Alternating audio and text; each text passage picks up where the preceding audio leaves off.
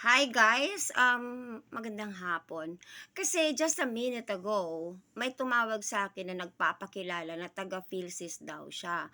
Ang unang bungad niya kung ako daw ba si Talpolana di Bruja. So sabi ko ako po ito.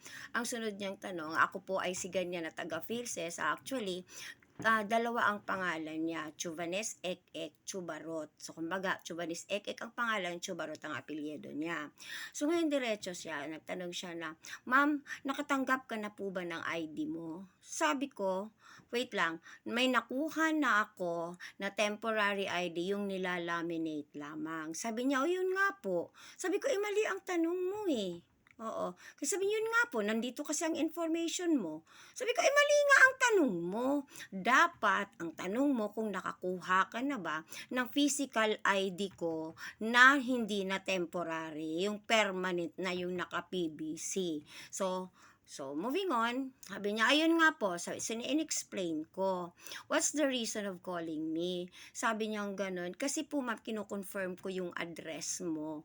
Sabi ko, bakit kailangan mag-confirm? Kasi daw po, may mga, minsan daw, pag natanggap na yung hard copy ng ID, ay may mga mali pa daw po. Sabi ko, hindi naman ako gulunggong na pagtanggapin nung tinanggap ko yung temporary ID at ipinalaminate ko, kung may nakita pa akong mali.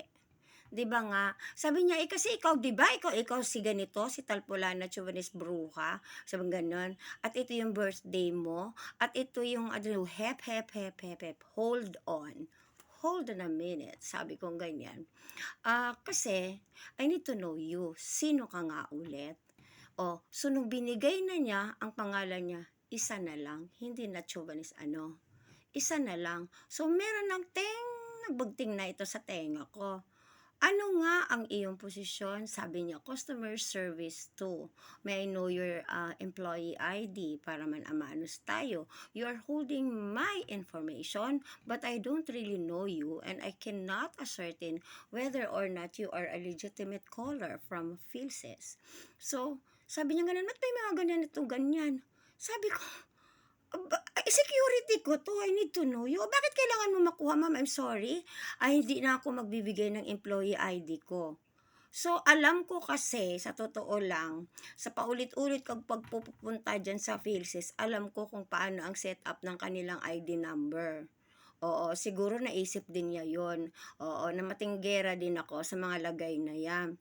Kasi nakakapagtaka guys, that's why ini-release ko to at isinishare ko sa inyo. Dahil nakakapagtaka, how many million ba ang population natin dito ngayon sa Pilipinas? And come to think of it, let's say 80 million ang allowed kumuha, oo, ng national ID. Kailangan nilang tawagan isa-isa yon to confirm the addresses para sa delivery ng PVC ID. Nakakatawa. So kung talagang Philsys kayo at galing kayo sa Philsys at ito yung movement ninyo to check whether or not sakto ang information dyan sa mga addresses, hindi na lang kaya ang gagawin ninyo ay dagdagan ninyo yung mga taong ipinusti ninyo kung saan yung mga kiosks ninyo, oo, nationwide, para hindi nakahaba yung mga taong pipila para magpa-reprint ng ID at para kumuha ng panibagong ID at para may magpa-amend ng ID. Kasi ang haba-haba ng pila, tatatlo lang ang nilalagay nyo kada grupo. Isa lang doon sa nagpiprint, isa lang doon sa nagkumukuha ng panibagong ID, 'di ba? So kailangan yung magtawag. Let's say 80 million ang nag-apply ng national ID, kailangan yung isa-isahing tawagan 'yon.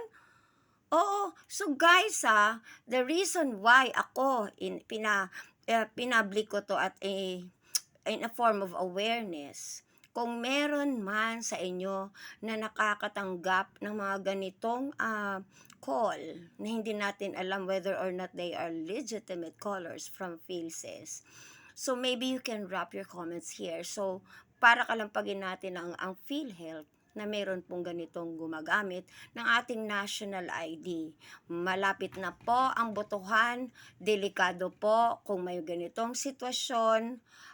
May nakikita po ako't naaamoy nakakaiba. Why they need to check or to ano ba 'yan, yung ipo-prove ba na tama ang address mo.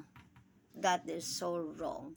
May naaamoy ako dito at kailangan nating magmatyag para hindi tayo maluloko at maipapasok sa bulsa ng iilan. Salamat po. Bye.